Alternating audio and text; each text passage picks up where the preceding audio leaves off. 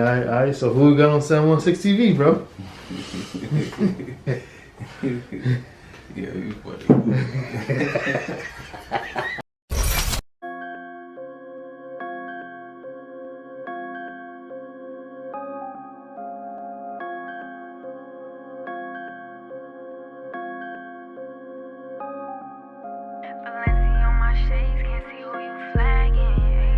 FLYY Guy My, man. FLYY Guy My. Yeah. Talk your shit. Let's get it. What's up, bro? So, tell the people what part of Buffalo you from, bro? From East Side Buffalo, New York. Alright. How was it growing up over there in East Side Buffalo? It was definitely a lot of fun. Cause I'm a fun guy. I like to have fun. You feel me? And I like to stay connected to the people. So I really don't try to focus on like the bad too much, but I definitely pay attention. You feel me? Yeah, for sure. I ain't gonna say it's a struggle, but it's definitely challenging, especially if you ain't into nothing. Know what I'm saying? So, like, that's basically how I look at my city. You feel me? Everything is what you make it. So, like, that's what I try to tell people. You feel me? Like, that's very, very, very important when, like, you paying attention to stuff, especially in your city. Like, everything is what you make it at the end of the day. You feel me? So. Now, what was your family home like? Like, was your pops around? Like, thinking like, what was that like? I mean, like, go through that. My mom and my dad was like businessmen and women. You feel me? So it's like growing up, even though they wasn't technically together. You know what I'm saying? I still felt their energy, even though like they wasn't together. So I pay attention to everything my dad did. Pay attention to everything my mom did. You feel me? So like I created my own out of that. You feel me? So and I appreciate them both. No matter what, whether they was together or not. Like I'll look at them both the same, but also in like different ways because it's my mom and it's my dad. You feel me? What was you getting into when you was young, bro? I feel like you was a basketball player. That's how I met you. Yeah, right. No, right. Well, I grew up loving sports, but like I love business more. Like being creative, business, and like just having a mindset. You feel me? Like early, like yo. But a lot of people don't do that though. Like I mean, a lot of niggas just be so much into the streets. They want to be the street niggas. So for you to just even have that type of mindset, that was at that young age though. For me, so that was definitely big for sure. Like I technically started when I was like 8, 9. You know what I'm saying? Just picking up little things like recycling bottles and stacking up money and saving it. And I had a barber and he told me, he was like, Myron, like if you save $5 for the rest of your life, you'll always be rich. So I took that mindset young, like Myron, if you invest your money, you will definitely go far. So I started off young selling candy, buying candy in bulk and saving my money and flipping that. And then in high school, buying brownies and pastelitos and getting high C's and you used to get in trouble for that, bro. Listen, but I ain't never get in trouble though because I knew how to move. And I always been like a people person. You feel me? So that's important in business because you need them connections. You need to know who to talk to and who not to talk to. So it was a lot of stuff that I was doing. But what I did for my people though was, alright, Monday through Thursday, if y'all buy it full price, I do buy one, get one free every Friday. So I'm selling juices, I'm selling brownies, and I'm getting my full money, but I'm letting the people know. But like this was instilled in me early on. You feel me? So I really wasn't paying attention to what I was doing until I probably got a little like before high school was over. Like yo, so you ain't even know, like I ain't really even realize it was just a part of me, and I just was doing it. So on top of that, playing basketball and being all over Buffalo, just balling. It's like you learning people, you understanding people from all type of levels. You feel me? And like basketball is like a game of life too. You feel me? So it's like you learn a lot about people.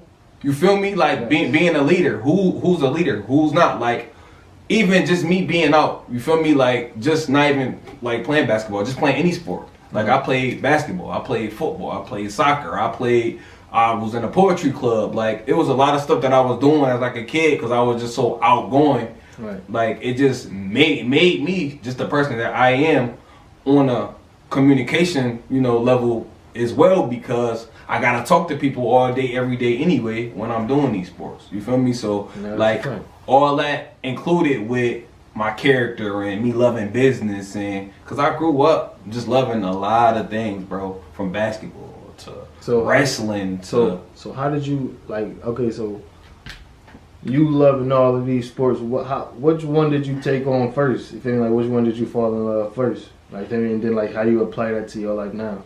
The first thing that I actually fell in love with was wrestling, bro. Like WWE, Vince McMahon, no chance. Like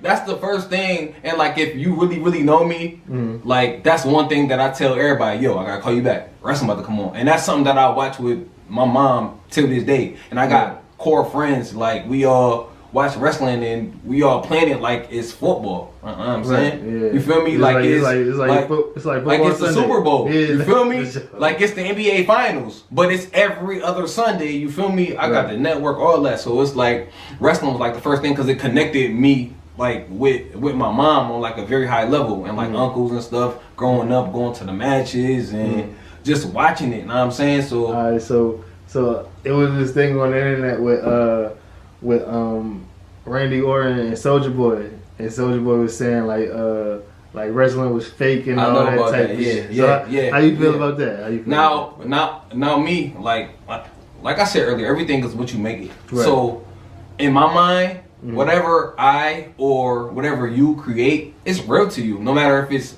technically fake. Right. Or not. Know what I'm saying? Yeah, so like, cause wrestling is real to me, even though I know it's not real. I'm a grown ass man. I know it's not real, but like it's real to me because it's real to me because of the camaraderie that I built with my family, and this is something that we love, and it keeps my family grounded on like a lot of different levels, because it's not like a tradition. It's just something that y'all do. It's a little bit of both. I would say that. It's a little bit of both. But yeah, though, like, I grew up wanting to be like The Rock and wanting to be like Vince McMahon. Like, I consider myself the black version of Vince McMahon, because that's my vision. You feel me? From music to food, because I cook, to rapping. Like, it's like clothes. Like, it's not nothing I feel like I can't do. And it's so much that a lot of people done seen me do. So, like, that's always been my vision for, like, myself.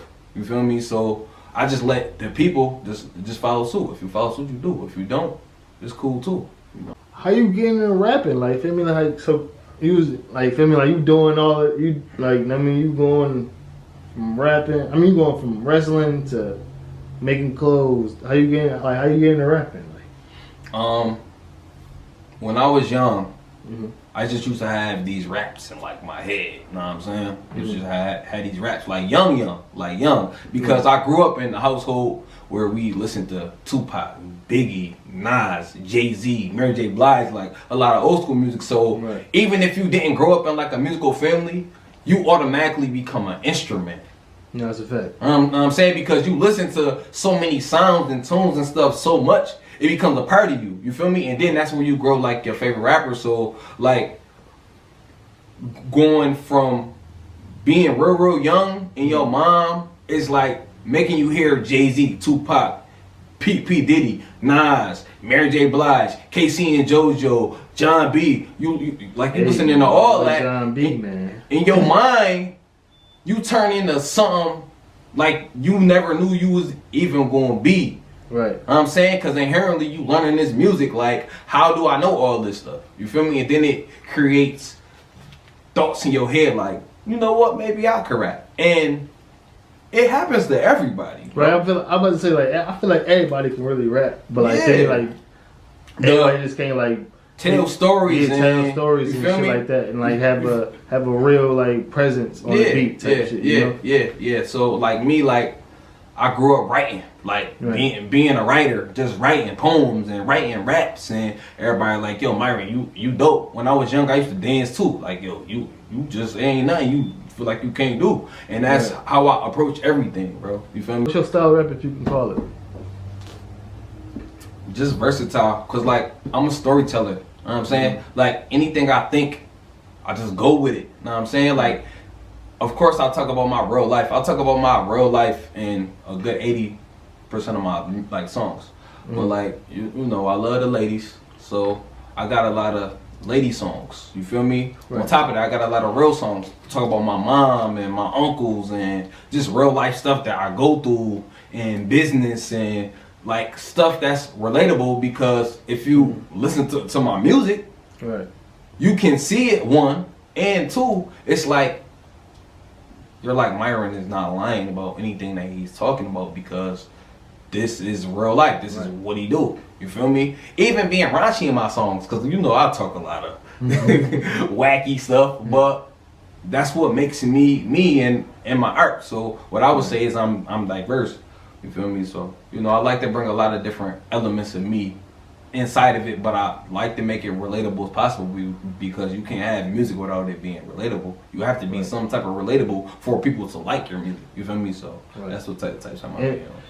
I was just watching this interview, and Moneybagg Yo interview, and he was just saying like the same thing basically. Feel me? Like he was like, feel me? Like you really gotta know like the real relationships. Like feel me? Like you really gotta break shit down to people. Like for real. But in going into music though, how do you like market your music? Because like if they don't make your cover photos and like, I mean, like they don't post your clothing line, anything, but they don't post that shit. They know you doing it, feel me? But what? So like, what do that make them? Like, you feel me? I mean, it just, well, at the end of the day, energy create energy. So it just depends. Like, it make them just them. You feel me? Like I like me personally. I don't care whether people like my stuff or hate my stuff. As long as you paying attention, as long as you got something to say. Like I like to shake rooms, so that part really don't matter to me, because it just showed me who you are. You feel me? So I don't trip about stuff like that. But me, I go 100,000. But do you pay attention percent? Like that? I pay attention to everything, because you have to. But I don't respond to everything though, because you can't. You feel me? So like, and it shows how mature you are when it comes to your marketing skills, when it comes to your promotional skills. Like, of course you pay attention and you listen and you watch and you see how certain people move when it comes to you and your energy, but at the same time, you got to be so mature and so solid on your foundation, whether people like your stuff, love your stuff, or hate your stuff. Like, it's like, I'm good, because I know I'm putting my all into this, so I'm not going to trip. It is what it is. You know what I'm saying? And that's how you really get better, and that's how you grow, and that's how you get your brand out there, by literally loving your stuff but not caring enough to put it out there no matter what happens. So, you know, that's what type of time I